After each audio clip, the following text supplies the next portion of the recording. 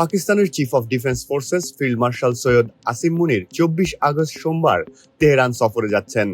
এমন সময়ে পাকিস্তানি সেনাপ্রধানের ইরান যাত্রা কৌতূহলের সৃষ্টি করেছে।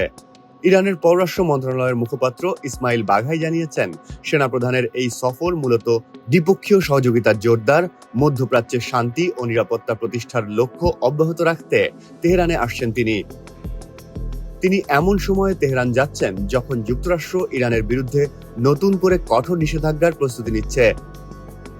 অন্যদিকে তেহরানও বড় ধরনের সামরিক অভিযানের হুমকি দিচ্ছে। একই সঙ্গে হরমুজ প্রণালীতে জাহাজ চলাচল নিয়ে নতুন করে উত্তেজনা তৈরি হয়েছে। সফরকালে ইরানের জ্যেষ্ঠ কর্মকর্তাদের সঙ্গে বৈঠক করবেন আসিম মুনির। এদিকে সোমবার যুক্তরাষ্ট্রের পক্ষ থেকে প্রস্তাবিত নিষেধাজ্ঞার বিস্তারিত ঘোষণা দেওয়ার কথা রয়েছে। মার্কিন কর্মকর্তারা বলেছেন, ইরানের বিরুদ্ধে এসব ব্যবস্থা হবে ইতিহাসের সবচেয়ে কঠোর নিষেধাজ্ঞা। এমন পরিস্থিতিতে পাকিস্তানের সেনাপ্রধানের এই সফর। ফেব্রুয়ারিতে যুক্তরাষ্ট্র, ইসরায়েল ও ইরানের সংঘাত শুরুর পর থেকেই দুই পক্ষের মধ্যে মধ্যস্থতার চেষ্টা করে আসছে পাকিস্তান। এর আগে ইসলামাবাদে যুক্তরাষ্ট্র ও ইরানের মধ্যে আলোচনা ও পরে একটি সমঝোতা স্মারকেও গুরুত্বপূর্ণ ভূমিকা রেখেছিল দেশটি।